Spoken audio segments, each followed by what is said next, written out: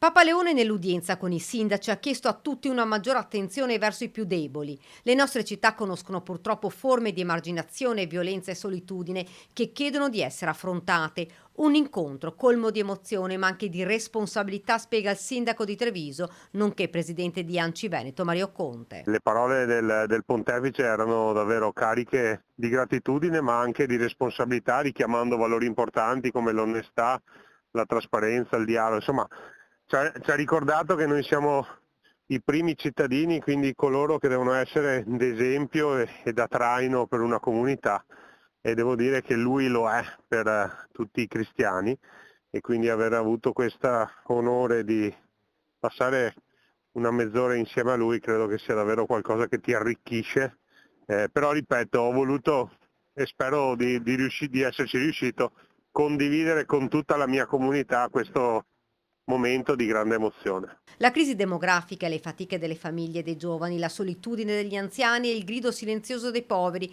l'inquinamento dell'ambiente e i conflitti sociali sono realtà che non lasciano indifferenti. Mentre cercate di dare risposte, voi sapete bene che le nostre città non sono luoghi anonimi, ma volti e storie da custodire come tesori preziosi. Le parole, queste, di Papa Leone. Significativo è anche stato il monito sul gioco d'azzardo e l'appello a non trascurare la salute mentale e la povertà educativa, problematiche che colpiscono troppe persone. Una fotografia di quella che è la società, davvero molto attuale, però sono state parole di incoraggiamento, di ringraziamento, di gratitudine, e poi insomma sapere che siamo nei suoi pensieri e nelle sue preghiere, francamente ci ha fatto molto piacere. Nel pensiero di Papa Leone, anche i giovani. Ha toccato tutti quelli che sono un po' le criticità della nostra società, la solitudine, la mancanza di dialogo, chiedendo appunto ai sindaci di farsi portavoce di quelle che possono essere le soluzioni.